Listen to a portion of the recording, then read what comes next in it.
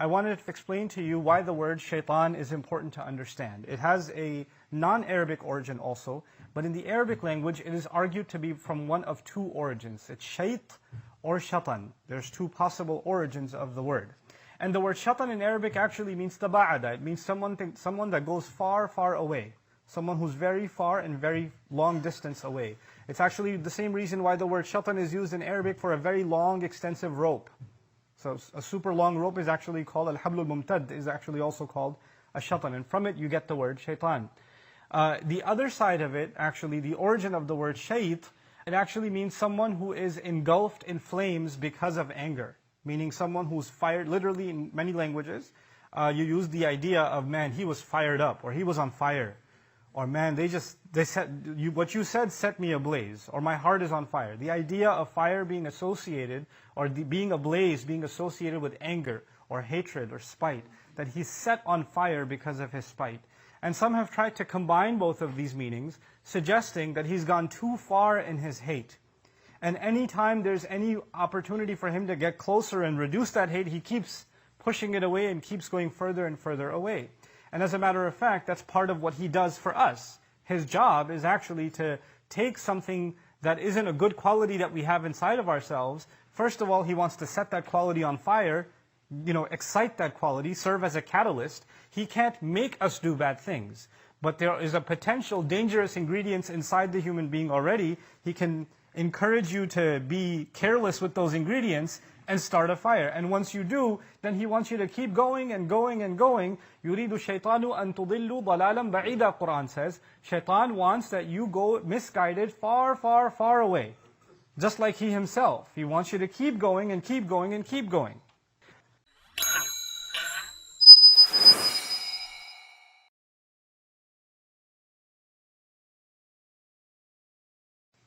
Shaitan, his response to Allah when Allah tells him to leave is أَنظِرْنِي إِلَى يَوْمِ يُبْعَثُونَ.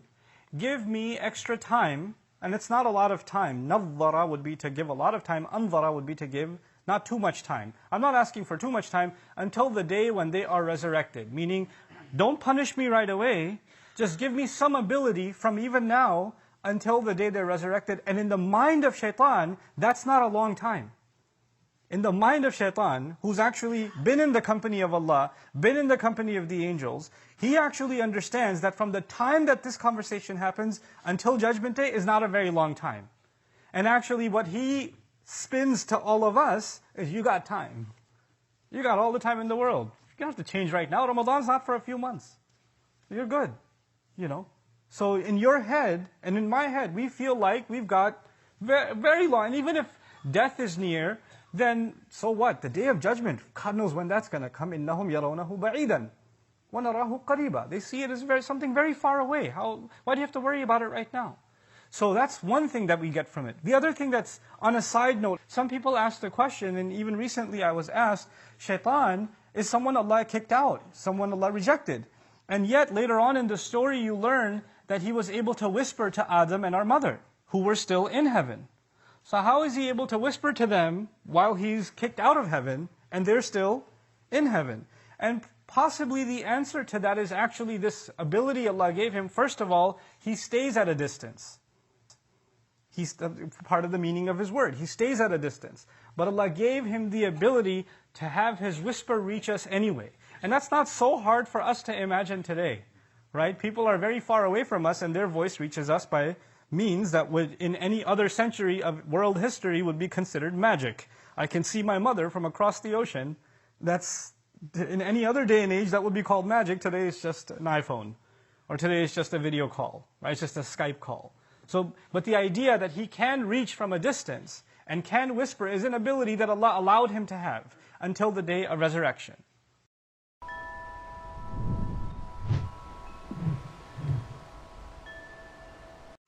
Shaitan, why did he ask for time? He knows punishment is coming. He knows it's not that far away. What's he hoping to gain? He knows for a fact he will not avoid Allah's punishment. He knows for a fact that he's been rejected. There is no success for him at the end of all of this. There is no saving himself. There is no asking for forgiveness. He's given up on all of those things. He's gone far away from all of those things. He's made up his mind. So what's he going to accomplish? In his mind, So long as I can prove to Allah that I'm not the only failure. I'm a failure, sure. But my success will be if I can prove that they're also a failure. Aha, see? You think I'm a loser? They're losers too. And I'll prove it to you. Just give me time. This is his success. In his head, that's a goal. And you know what? That's a goal like a virus that he infects other people with. There are some people in whose life the only thing is, I don't care if I accomplish or not. I just want to make sure this one doesn't accomplish. I just make sure this one doesn't get. This is exactly what happened later on in this surah, in the story of Habil and Qabil. They both offered a sacrifice. One sacrifice was accepted and the other says, well, how was his accepted? I don't care if mine was accepted or not. I can't have him be successful. That bothers me. Jealousy even between human beings. Jealousy between siblings, between loved ones, between spouses, between parents. I've even met children that have said to me, you know, I don't like my parents. Why don't you like my parents? Because they love each other so much, it bothers me. Really? That bothers you? Yeah, because I know I'm never going to have anything like that. It just makes me jealous. Whoa, that's heavy. I mean, it sounds weird and funny, but it's actually pretty heavy. That a person can actually feel that. Shaytaan can make you want something. Even if you're not going to have it, I wish they didn't have it. So long as they're miserable, I just want to make sure they're miserable, then I'll be happy. There are some people who might just be, you know, they're okay so long as they don't hear from you. But if they find out that you're happy, if they find out that you were smiling, it really bothers them. Like, why is he happy? What just happened? I thought he disappeared. I thought she was miserable. And now I see this picture somewhere, or I see this video somewhere, or I see this, I heard from somewhere that they were happy. Huh? What is this? And then the thought of, how did they get away with it? How are they smiling again? It just eats away at them. They can't get it out of their head. You know? This is from the devil himself. The devil can't see us succeed.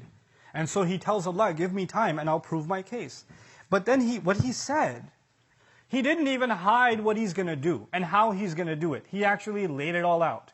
And Allah laid it all out for us, because part of guidance, part of knowing the road is knowing the dangers on the road. So know your enemy. Allah didn't just give us directions. Here's how you get to heaven. Well, here are all the obstacles on your way to heaven.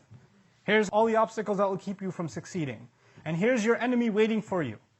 So he says to Allah, قَالَ فَبِمَا أَغْوَيْتَنِي. And it is only because you made me turn the wrong way. This is what he says to Allah. It is only because you made me turn the wrong way. Who does he blame? Allah. This was your scheme. This was your plan. You knew it would bother me that Adam is made from dirt, and you messed, because you're all-knowing, you messed with me anyway, and you made me sin. It's your fault, not my fault. You got me into this. You did this to me. You just don't like me. You have it out against me. You're the one who cursed me. You're the one who doesn't want me to be forgiven. And because you did this to me, I'm going to do this to these human beings that you love so much. So the first part of that is blaming Allah. And because in his response, you know, you could see, first he refused to do sajda. That was a distance away from Allah. Then he took another step and he said, well, I'm better. Another step away from Allah. That's an act of arrogance. But now he's taken a huge step away from Allah. When he says, no, not only am I not wrong, you're the one who's wrong. You're the one who did wrong to me. Now he's blaming Allah. He's taking even another step. Guess what he's going to do with humanity? He's going to come to each one of us, and first he's going to make us disobey Allah. We all disobey Allah at some point. We're not perfect. We're going to make mistakes. But that's one thing. And then maybe one time you make a mistake, you feel bad, you ask Allah to forgive, you repent, you cry, you feel guilt inside you. That just makes you human, and that makes you like Adam alayhi salam. But he comes and makes you sin again, convinces you to sin again, convinces you to sin again. And the next time, he adds another worse step that takes you, it's way worse than the sin. Sin is bad, but something way worse is when you start justifying it. It's way worse. When you start giving a logical explanation for why you sinned. Well, I was under a lot of pressure, or I did this, or I had this reason or that reason. You don't understand what I was going through. I was really upset at the time. I have my reasons. When you start doing that, you're being like the devil. He's taking another step away. Taba'ada, shatana. Another step away from Allah. But the worst of it all is someone keeps going down a road of sin, and then when you say, why are you going down this road? You say, Allah wants it this way. You know, if Allah wanted, I would have been a better person. I don't even know why He hates me so much. God just doesn't like me. What has He done for me? And you find people that have now drowned themselves in sin, now speaking about Allah in that way, exactly the step-by-step procedure Shaytaan took to take another step, before he's an infinite number of miles away from Allah. This is taba'ada. And all of this out of his rage. Fueled by the fuel of this vehicle is his rage. So he will want that for humanity.